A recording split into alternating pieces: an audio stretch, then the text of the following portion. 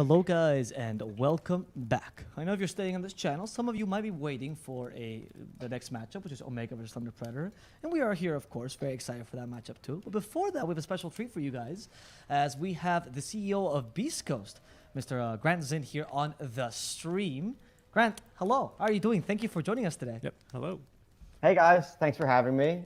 Much appreciated to be here. I know you guys have been up at 5 a.m. every day casting these games, and I've definitely noticed, and I've been following since the beginning. So, kudos to you guys for giving us this great coverage, and yeah, happy to chat. Thank you so much. He's buttering us up. Classic interview technique. We're still gonna throw you some curveballs here. I'm just kidding. Yeah, thank you. Much appreciated. But yeah, congrats on the win. Do you want to kick us off here? Yeah, I asked actually, because we were talking about this earlier, but I asked yesterday Guashi about if you guys watch all the Beast Coast games, and I know for a fact that you do. How is the experience when you watch these games for you, Grant? Oh yeah, it's definitely great. I mean, I love watching all of our games. It's sort of sometimes a roller coaster in terms of, they can be pretty crazy. I think some of the games that we've played in this tournament have definitely been crazy.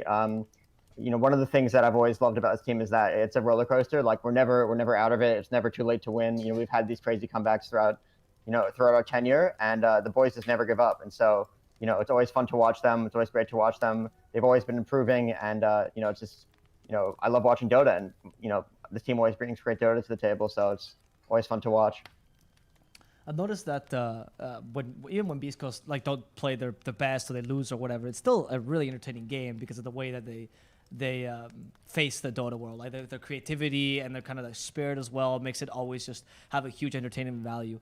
Is there something you guys consider when you were picking up the team, that this team is just fun to watch no matter what? Yeah, I mean, I think that's definitely part of it. It's part of the reason why we have such great fans and we've been able to, go on these crazy runs. I think in a lot of ways, we're still very much an underdog on the international stage. And, it led to things like, us versus Enigma when we picked mid disruptor, and, ESL Hamburg when we had some crazy drafts and some crazy comebacks. And so, I think that a lot of teams sometimes maybe count us out or think we're a little predictable. But, I think when you play even weird stuff like support Ursa and it doesn't work out, you never know, in the next game, we might play something that is also weird, but it does work out. So, it's a little bit of a mixed bag, but I'm confident in the boys, and they always manage to bring it together when it matters.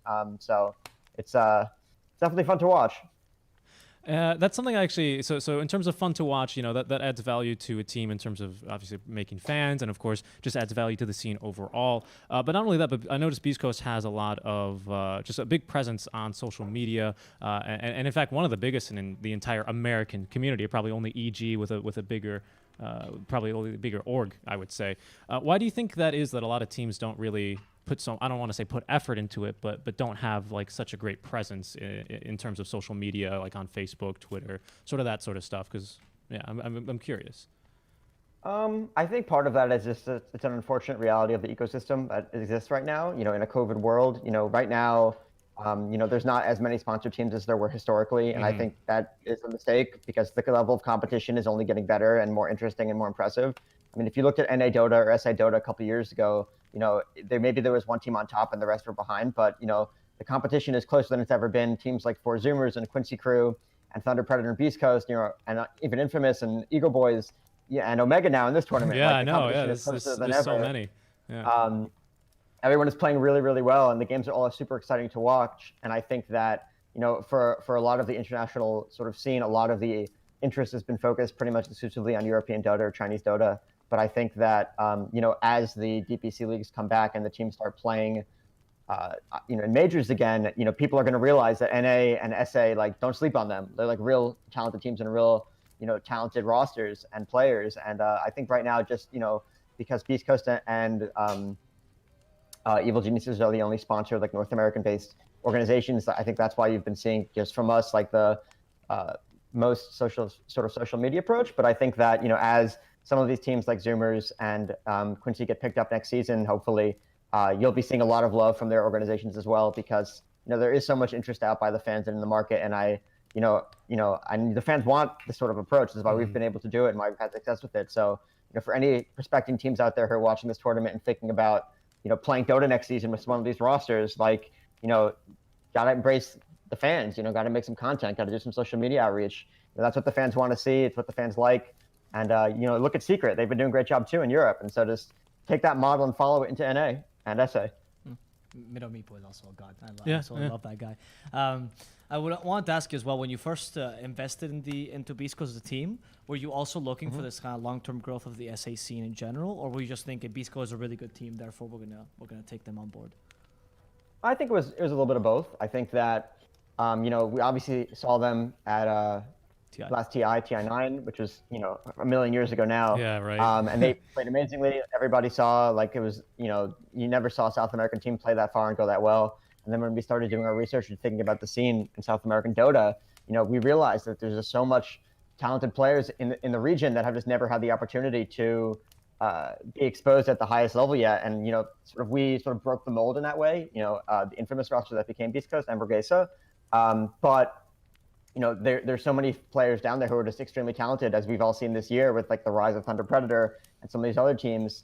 And I think that for us, it was not so much even just the super talented players, but the super passionate fans that just gave us this huge platform where, we come to the table with a great team who's ready to play, and the fans are standing right behind us, ready to support us. And I think, in other regions, maybe, people say that, oh, NA Dota, there's not that many fans anymore, like, why bother? But I think that, yeah, we're still here. The fans still have to see it. The fans still have to watch it. I think that they're just waiting for the right sort of organizations to sort of embrace these teams and put them, in the limelight where they deserve to be. And I think that, once the world is back to normal and the DPC is back to normal, Dota will be revitalized. I mean, that's my hope that, Valve is going to look at the scene and do what's necessary to allow it to be the esport that we all want it to be. And I think, starting January 18th, hopefully we'll be on the right track towards that. Definitely. I wanted to ask and get your perspective, because there's a lot of obviously armchair experts generally on Reddit, right, deciding and debating what the best communication is from Valve. And you were talking a little bit about, the investment in SA Scene or NA Dota, right, and why there's no sponsored orgs.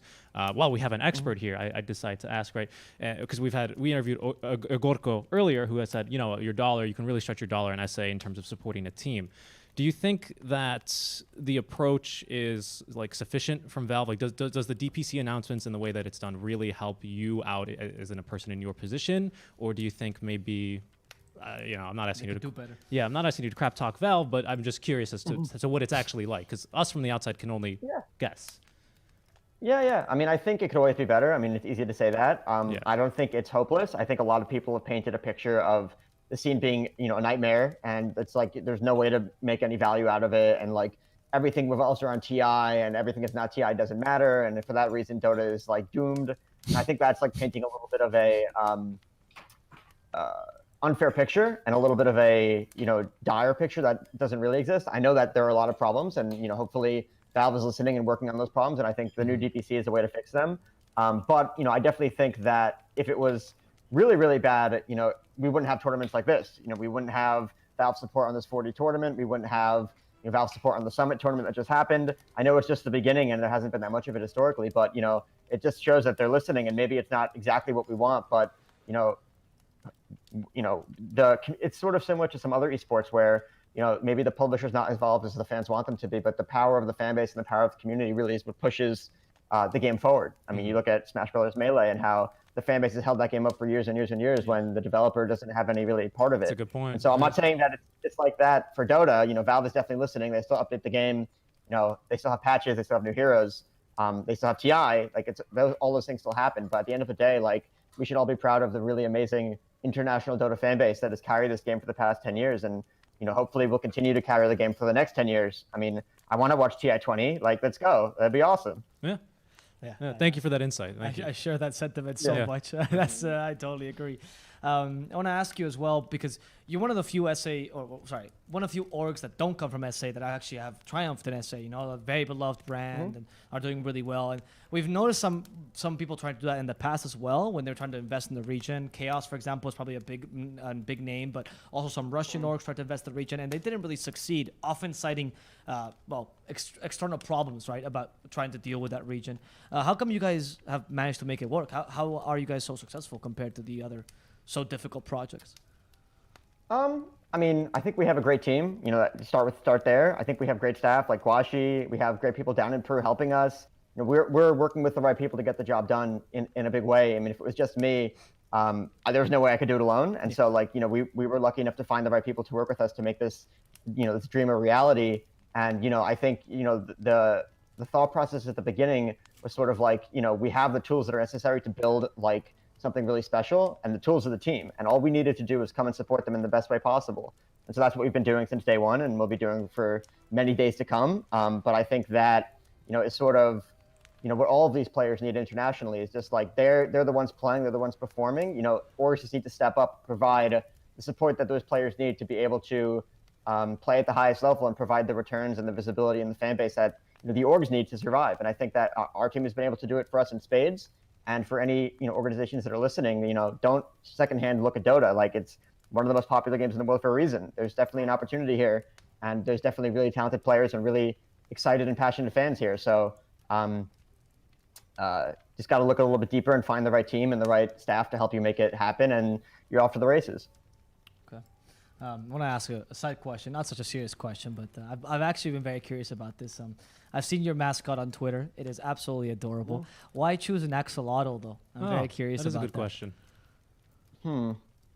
Why choose an axolotl? Is there something special? Well, sort of what happened was, in the beginning, we were workshopping like a couple of different like aquatic animals because we're sort of like Beastcoast and the ocean and things like that. And we workshopped some other stuff, and we sort of had an internal poll with a couple different options, and one of them was the axolotl. And we just thought, it was just the most funny and interesting and cute and just like the most likable. We had some other ones that were also pretty close. Maybe one day we'll post the runners up that didn't become the mascot, but we just think it's just like something that we always saw. In American sports, most teams have mascots, but in esports, almost no teams do. I think maybe one team does, and it just VP, right, maybe. Like VP has the bear. Team Liquid has like Blue, which is like their horse. Yeah. But we just saw an opportunity, like from my background as an artist. I didn't make Crest, but I worked with the team that did, to do something a little bit different, a little bit more interesting and more fun, and something really cute. And I think the fans have really embraced it and fallen in love with Crest. And that's the whole reason why we decided to sort of do that kind of stuff. And that's the whole reason why we even decided to start Beastcoast, because for me, watching esports for a long time, sitting on the sidelines. One day I just was like, well, what if I just start my own team and just do things in the way that I think is cool? I'm fast forward 3.5 years, and we're still here, still doing things that I think are cool. And hopefully we'll be at TI10, whenever it happens, and we'll be doing cool things for years to come. But so it all sort of started with, it's just do stuff that we like, and that's what we've been doing to this day, and we still like doing it. I have a serious follow-up question now. When can I buy a Crest plushie, and how? I'm sure the team is listening and watching right now. There is one in the works. I don't know if we've shown it yet. It's very cute. Paige, if you're listening, people are asking. It's in the works. Hopefully early 2021 will be when they're available for mass market sort of approach. Okay. But, we've spent a long time behind the scenes making sure it's as good and huggable and cute as possible, and also available internationally, because we don't want to, leave our Peruvian friends, in the lurch and not able to get them. So that was a big focus for us as well, being able to make sure that if you're a fan and you want to get one, you can get one. Awesome. So it's great to hear. So awesome. Yeah, yeah. All right. I think maybe time to get close to wrapping up. Before I do let you go, I've been having a little bit of a tradition here to ask everyone here, what is something as a viewer, a fan of Dota, or even as a team owner, that you're looking forward to in the next patch, without leaking any strats, of course? What am I looking forward to? I'll say what every Beastcoast fan is hoping to hear: the return of Wraith King, so we can get some K1 Wraith King back on the server. Everyone can run in fear again. That's the dream. That's what I'm looking forward to the most. And I think the meta, over the past year has been not as bad as people make it out to be. It's no Necrobook Zoo like we had before. But I think it is time for like a shakeup, and maybe the meta isn't as developed as it might have been in a world where there was no COVID and we had TI, but I think people are just ready for something different. So maybe we'll get some new items, we'll get some new builds, we'll get some big hero changes. Like, that would be awesome to see. I think there are a lot of heroes in the meta that are just completely garbage right now. Looking at you, Bounty Hunter. But I would just love to see the return of Wraith King. That would be awesome. Awesome. Great. Yeah. Thank you very much for coming by, Grant. It's a pleasure to have you here, and congratulations on your victory yet again. Good luck with the rest of the matches of this tournament. Yeah. Thanks so much. Hoping to talk to you guys again after the next game. We'll see. Right. All right, best of luck, guys. Take it easy. And thank you again to Grant Zinn, a.k.a. the CEO of Beastcoast, for joining us now on the call. I think we're going to be getting started here relatively shortly with our next series here, if I'm not mistaken. Yes, relatively shortly. What do you want to say? We throw it back to a break, or maybe just stay live here? We can just panel. We can talk Okay, about both. we're going to go ahead and jump into a little bit of panel here for our next series. But once again, thank you to Grant, as we'll be letting him go now. Bye, Grant. Bye. All right. Actually, that was a very genuine interview. Can you not tell how much he loves Dota? Seriously, yeah. I mean, so the answer. Oh, let's bring back Ector's Wraith King, and then the jab at Spawny. But as well the constant positivity that he shows. Like it really is not the kind of fake positivity. The positivity and optimism he has for the scene is the kind of positivity you have a fan say, right? Because you can just tell how much he likes the game. It's hard not to support an org that has your CEO literally speaking about things like that, right? So it's just nice.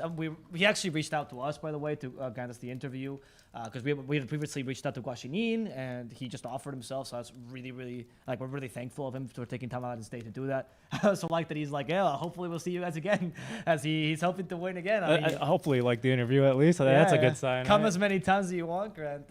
I am so excited about the crest. Have you seen that axolotl? I have, of course. It is the cutest thing in the entire world. Oh my goodness. It's a little bit hard to discern in the logo if you're not really. I'll come by right back for the panel. Keep going. Okay. He's just leaving. How dare he? How dare he? I'm all alone. It is just cold. We have a fire to at least keep me warm.